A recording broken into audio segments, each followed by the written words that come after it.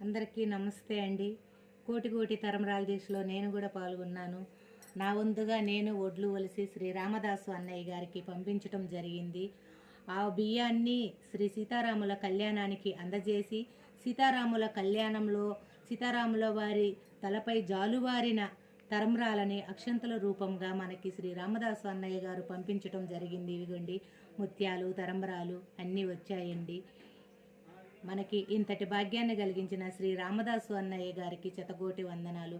అన్నయ్య గారు వాళ్ళ కుటుంబ సభ్యులందరూ ఆయుర ఆరోగ్యాలతో అష్టైశ్వర్యాలతో సుఖ సంతోషాలతో ఉండాలని ఆ భద్రాచల సీతారాముల వారిని మనస్ఫూర్తిగా కోరుకుంటున్నానండి.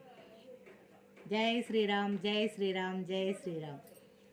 అందరికీ అందిన తర్వాత మన వంతుగా కొంచెం వీడియో చేసి పెట్టండి. అందరికీ చేతైనంత వరకు. నేను ఏదో చెప్పానండి, తప్పుంటే క్షమించండి. ఓకేనండి, చూడండి.